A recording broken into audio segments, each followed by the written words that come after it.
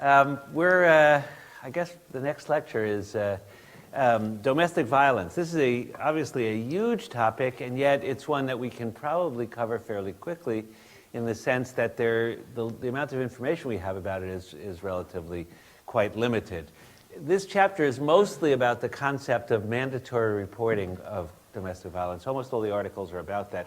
There are a couple of really good articles at the end that we'll get to in a minute, which I think are the best in the chapter. But basically what this is about is, what do we do about domestic violence?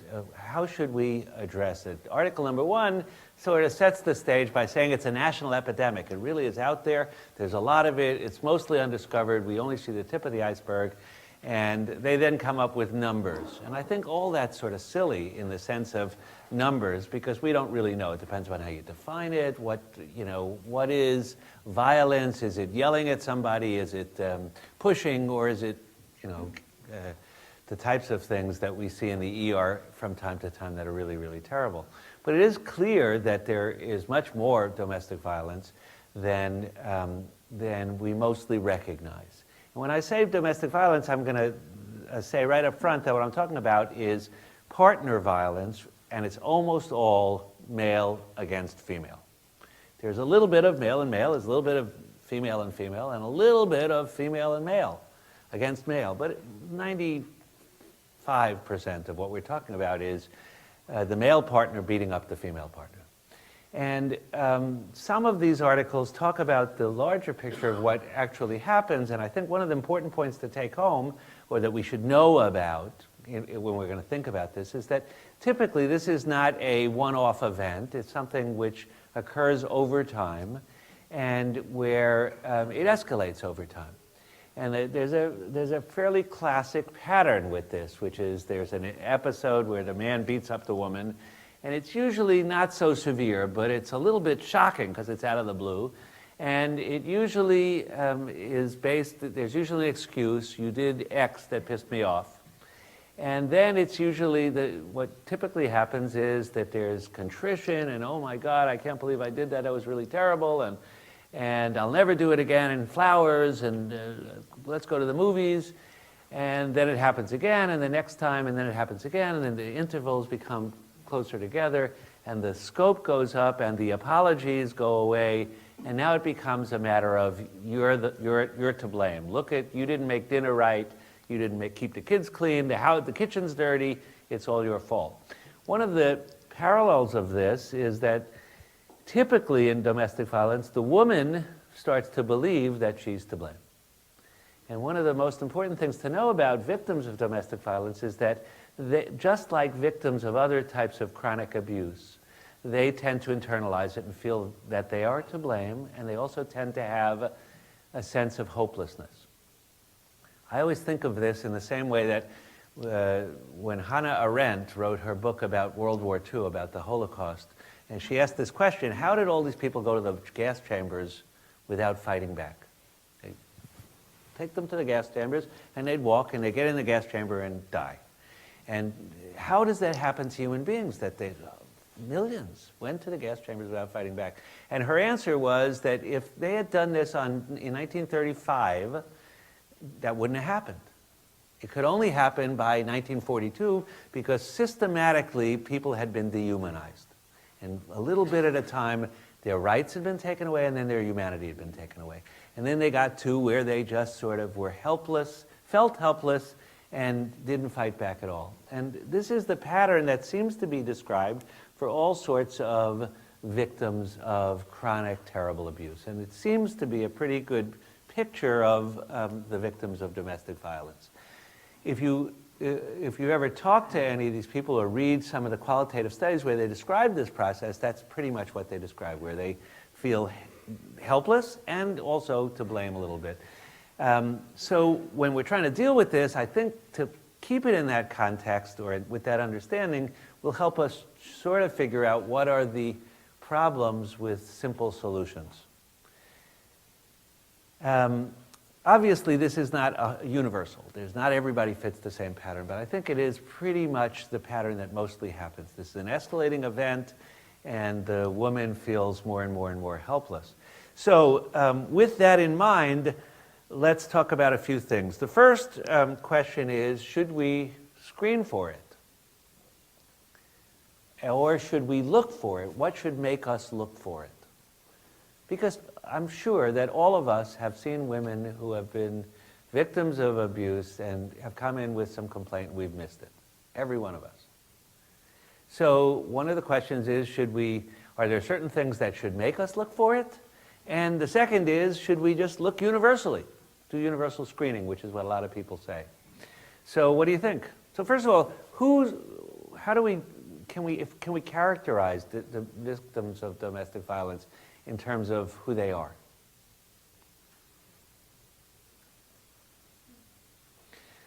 Not very well, okay? There don't seem to be class, ethnic, gender, class or ethnicity, there are gender, elements to this. It seems to run across all sorts of socioeconomic classes and every ethnicity, and et cetera, et cetera. Are there any ways we can classify or look for who is at higher risk for abuse?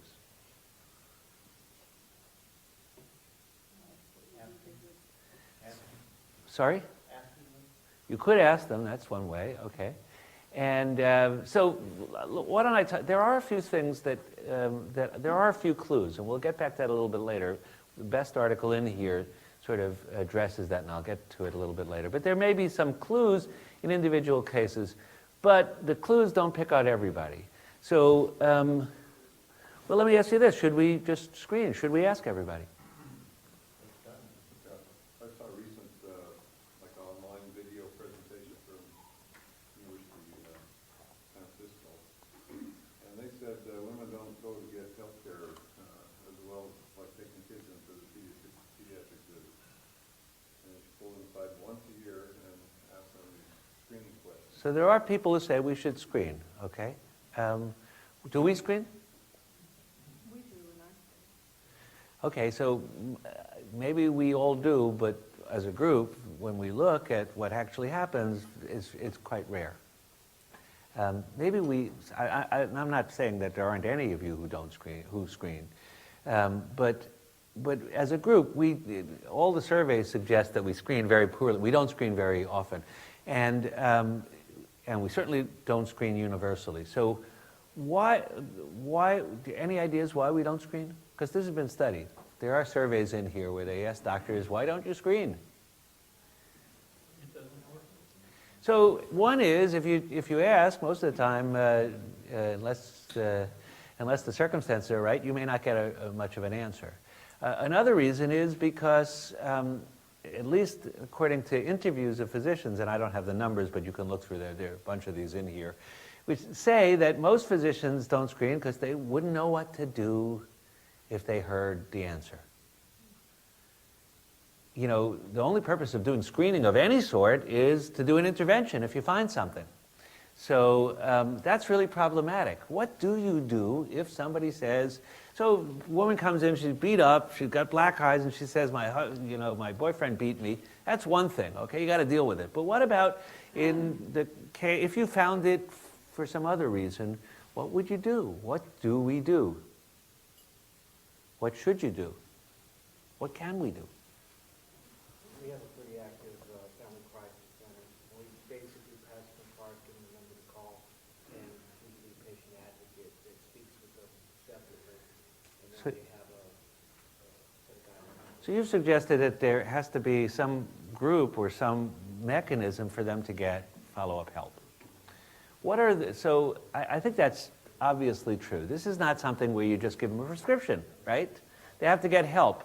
But what are the dangers what are the possible problems with getting help? You have to ask them if they have, assuming they're going to be discharged, you have to ask them if they have a safe place to go. So this is really all about safety, right? And so I want to go back for a second. It seems to me that the only way you can help a woman who is a victim of violence is if she's ready to get help. Because if she's not ready to get help, if she's not ready to make a life change, that may actually not only not help her, but might actually cause all sorts of problems. There's lots of evidence that when the man, the perpetrator, finds out that he's been accused, around that time the amount of violence goes way, way, way up. All of you have seen prowling, I'm sure, the man who's standing there and won't let the wife be alone, and you're getting this really scary feeling.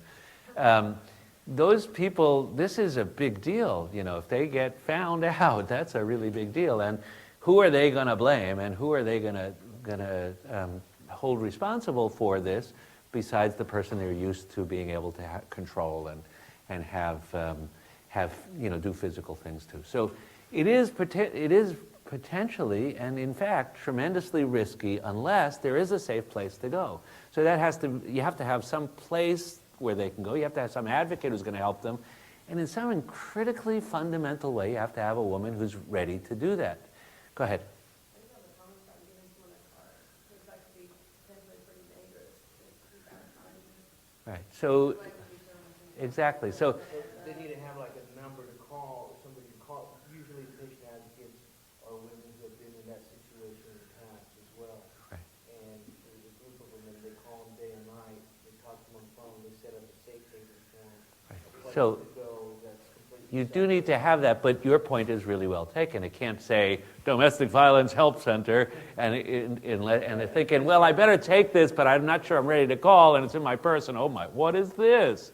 So this is a high-risk deal, and I think the critical thing is that none of it makes sense unless the woman is ready. But not only the woman's ready, but it also has to be that you can actually help her. So one of the most tragic things that's happened a lot of times, there are case reports, and I've seen, I've had the misfortune of consulting on such a case, where the man gets arrested, the woman goes home, the man is released 24 hours and kills her, 24 hours later and kills her. So you've got to have a place where she can go that's really safe, and you got to have a place, you have to have a system that's not going to let him get back to her, that's really going to protect her.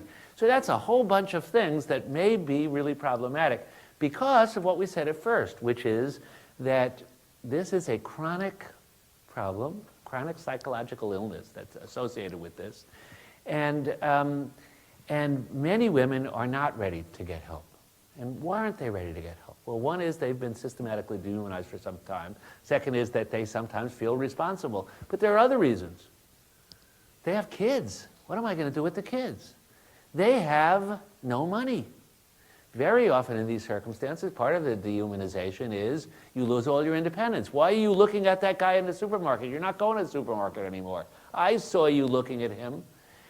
At work, you kidding? You can't go to work. So many of these women are tremendously socially isolated, have kids, have nowhere to go, have no money.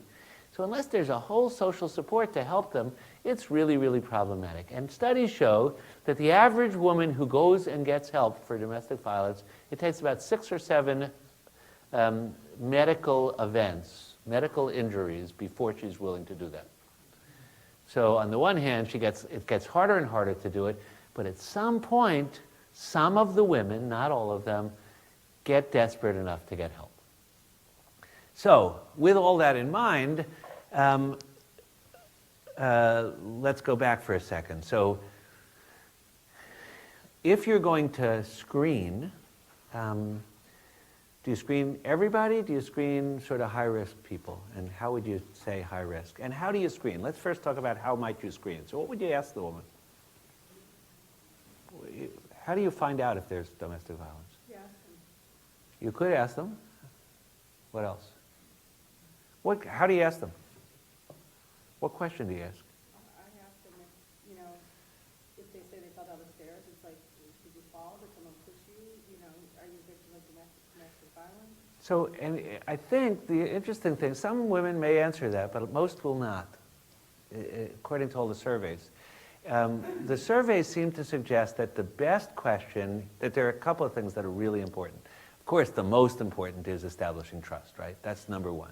Number two is sort of asking in a way that is non-threatening. And usually the way that, according to the literature, the best single question, we had one question is, are you safe at home? Because very often they're wedded to this story. No, I fell down the stairs. And it's going to be really hard to tell you I didn't fall down the stairs. But if you ask sort of a general question, do you ever feel unsafe at home for any reason? It's not accusing their husband, because what if he finds out? It's just sort of like a general question. And that may open the door to more communication. So that's one thing. One of the other things that they often talk about, and I guess I should just mention that this article I keep referring to is number 22. We'll get to it directly a little bit later, but I think it's a really good article. They said one of the things, this is an article where they asked a whole bunch of experts. I don't know how they were experts, but they seemed pretty expert to me. What do you do? What do you think? First thing they said, there's no time to screen every woman. It just doesn't work, and this is a very complicated process. You have to spend time. You can't do that. So you should try to ask people where you are concerned. And then we'll talk about in a second where you're particularly concerned, not just the woman with black and blue marks on her face. But they said the most important thing is establishing trust, and establishing trust is being empathetic, listening, all that, the usual stuff, but it's also sort of normalizing things. So when you ask in a way that isn't accusatory. Oh, gee, I think you're not telling me the truth, but rather, I ask everybody this, even if you don't. This is part of what we do. We ask about it. It's a concern that we have in the same way that you ask about alcohol or cigarettes or drugs or anything like that. They said another thing that's really helpful, and this is a couple of articles in here, and I'm confusing some of them. I don't want to go over them each individually, but a couple of the articles in here say that when they ask women about what helped them tell, they often say normalizing it is tremendously important. And one of the ways that can be done is a sign in the bathroom which says domestic violence is bad, it's unacceptable. Just having something that says, I'm not being singled out, but that we're concerned about women here in this place. How many of you have a sign somewhere in your ER? It's really, really, really a good idea. It seems to be. There's another article in here, 23 I think it is. I think it's the one right after, which talks about women's experience with doctors. And guess what they say? These are women who actually ultimately did get help, which is a small group probably. And what do they say about their experience with doctors? They don't trust the doctors at all. They've rarely told the doctors their doctor. The doctor didn't ask in a way that was helpful. The doctors didn't normalize it. When the doctors did ask, it was sort of accusatory, and they don't tell. So in order to do this better, we have to have a sort of a different mindset. It's not about I think you, but it's about this is no one deserves to be beaten. It doesn't matter if the kitchen was dirty. It's not your fault. No, that is not an appropriate response to the kids didn't get to school on time.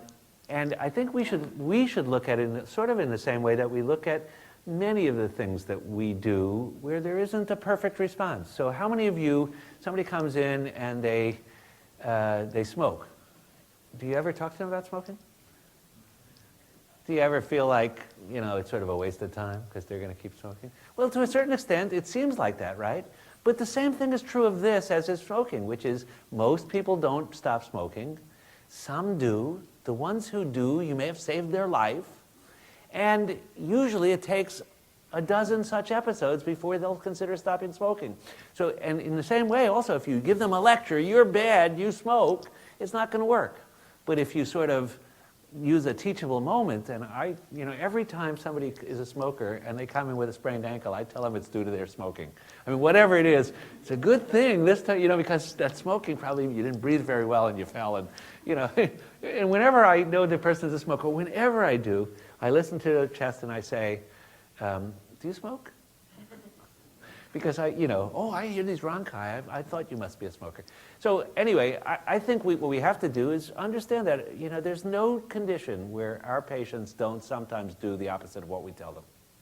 That's true of diabetics. It's true of congestive heart failure. All the good diseases where it's not your fault. But patients, hypertension, they don't do what we tell them. Some of them do, some don't. They need rehearsal and repeat and encouragement, etc. And I think on the one hand, it's a little silly to think that just telling them something, we're going to make the world better. On the other hand, it's our job. And not giving up on it just because it doesn't always work is a little bit crazy. So this is a great example of that. As I said, it takes a whole bunch of these episodes before they're ready to get help. So every time you're thinking it in your mind, this could be, it's worth saying something about it, even if they're not acknowledging, that violence is really bad. It's not, no one deserves it. It's against the law. People can get help, even if they're steadfastly saying, no, not me. I think it's worth repeating on a regular basis. So anyway, the next thing is, which patients should you be particularly worried about in the emergency department? It's obvious, there's some who are obvious. Nobody can miss them. But are there others? Are there other more subtle presentations that often reflect violence? Coming back a lot for vague complaints. And amongst those vague complaints, there are a couple that are particularly worrisome. Two types of complaints that are particularly highly associated with DV. Headaches.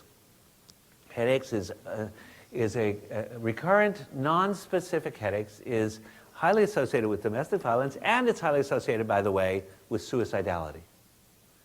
1/4 of patients who commit suicide saw a doctor in the 10 days before they commit the suicide, and it's almost always for a vague complaint. So a medical doctor, not a psychiatrist, for a vague complaint of which the majority, more than half, is headaches.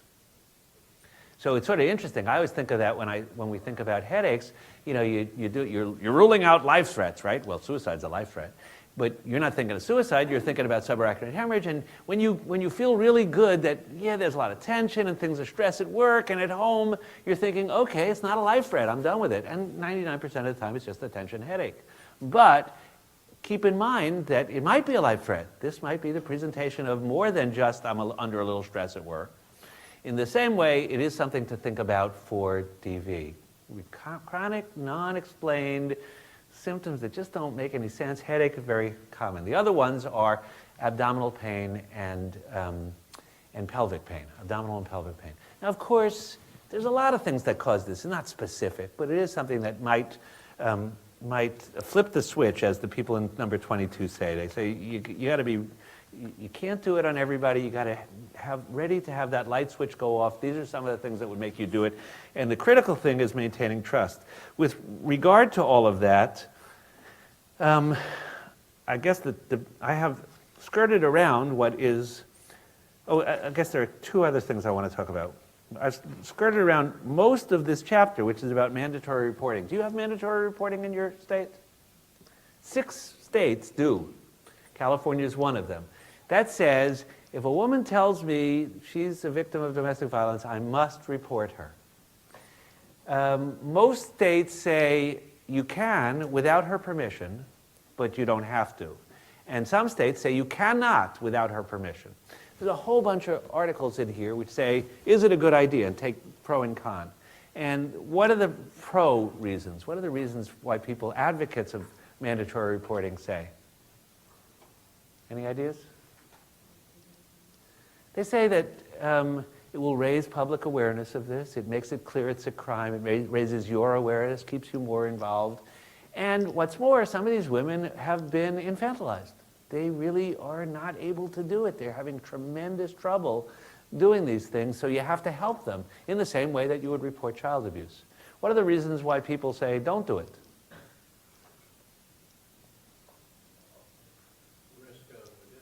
Risk of additional violence is the really, really big one. The other is, they said, the only way, all the experts say, the only way you're going to be able to help this woman is if you get her trust. I mean, do you tell her beforehand? This is just between you and me, but by the way, I'll tell the police. And then finally, people point out that it's just repeating the exact behavior that you're trying to fix, which is, you have no power, I decide for you.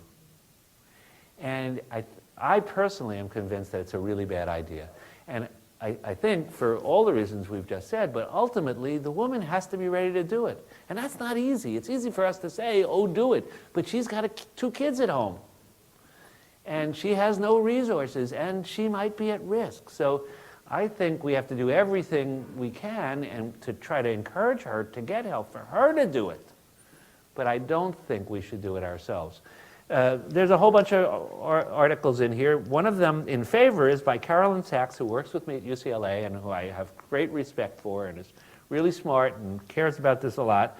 And she thinks we should do it, partly because in this particular town, on the west side in particular, there's a fabulous resource for this in Santa Monica that was started 25 years ago and has really changed attitudes in this community. The police are much, much better in Santa Monica and West LA about understanding and being helpful. And in fact, when you report to them, they don't tell everybody. They still let the woman decide what she wants to do about it. They just let her know that they're there. But I think that's not the real world. That's not what happens in most places. And I personally, I myself know people who violate the California law on a regular basis, who look sort of like me. Anyway, one other thing I want to just say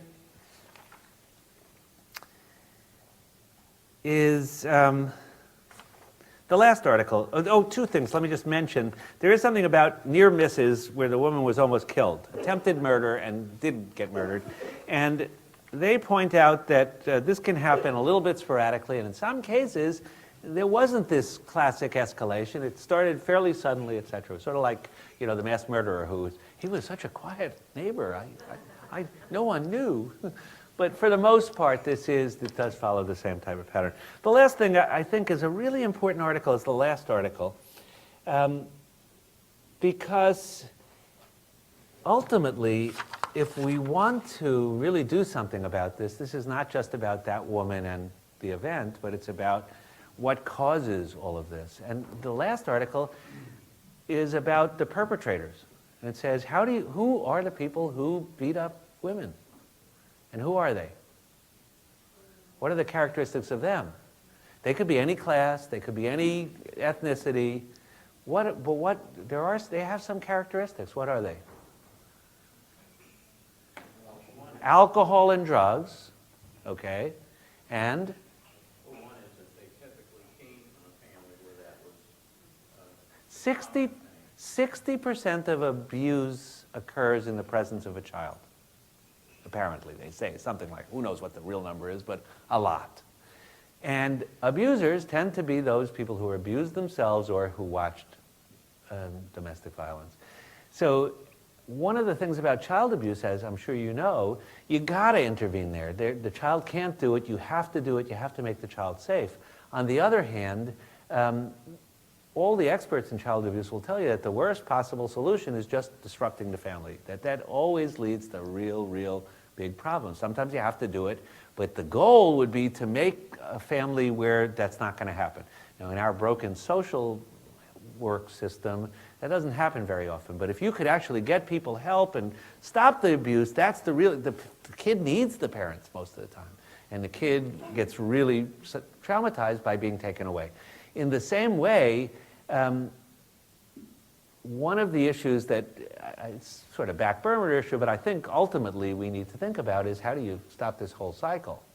And it would be interesting if somebody paid attention to that cycle of abuse, victimhood, abuse, et cetera, that goes on, because that's really an even bigger issue. But that's going to be obviously even harder to solve than the first issue. But I think it's worth keeping in our mind. Anyway, I think this is something that's really important. I think we don't really have great tools to deal with it. I do think that you can occasionally make a difference, and I personally think it's important to start that process, the clock ticking of this is the third time, this is the fourth time, this is the fifth time, where ultimately maybe she will be able to find a way to get herself help. Obviously, you need to be in a community where there are resources. That's really critical, and a lot of communities there aren't. But I think there are a fair number where there are. But ultimately, I do think we have to have our antenna up, and I do think we have to get engaged, even recognizing that most of the time, you're not going to solve it. Any thoughts, comments, questions? Could you ask the victim whether she admits, whether it's okay to put it in their chart that there's their primary care physician? Yeah, I wouldn't do those types of things certainly without asking her. But I would, what I try to do is my typical experience is I'm pretty sure, I'm really have a high suspicion, I'm talking, and very often when you say, you start asking questions, you'll see this, sort of like they're thinking really hard, and then they say, no, I just found, no, it's not. And I always tell them, you can tell, if you tell me, I'm not going to tell anyone else, and I don't. But I think you should. I think we can get you help. Here are all the things you can do. But I would be very careful about that. One of the other things that you guys all know about, of course, that I didn't mention is you have to do this without him there. And sometimes that's really hard. So you have to also have an excuse to normalize that. You can't say, well, I want to ask you some personal questions. You have to make it, no, we just don't allow the husband in the room when we do the exam. I'm sorry, I know she's your wife. It's really stupid, but we just don't, it's just policy. We don't allow it. Of course, I allow people in the room for everything. So it's really hard. If I've just been overheard saying to the nurse, what are you kidding? Of course, let them in the room.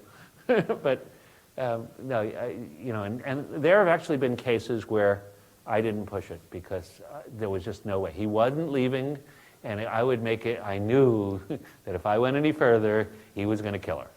So,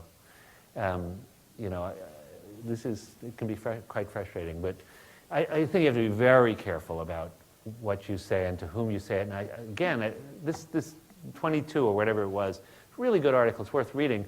The people who are quoted in it, and it's sort of a qualitative, here's what we think, say some really smart things, and they keep emphasizing that this is a process, it's not a one-off deal, and that the critical thing is developing a trusting relationship. Go ahead. I just wanted to make a comment about another thing on the radar screen that I think of as maybe, kind of the same issues as domestic violence is human trafficking. There's been a lot more stuff on that, and just so people think about it, because I think we're the people that are going to see those people as well. And Right. there's a lot of things. So what you're suggesting is that there are terrible, terrible social issues that show up in an ER that don't show up, hardly show up anywhere else, and we may be the last resort. And if somebody has just come from Cambodia and is locked in a room and is never allowed out and is working 19 hours a day, and they have to take them to the ER because that's the only time they'll let them out. You may be the only person who gets a chance, and you don't speak Cambodian, and the translator is the person who's holding them. That can be really tough. So if you don't think about those things, you'll never figure it out, and it's really hard. No, we don't use friends as translators. Sorry, we're going to go to AT&T. It's really hard. Those are really hard.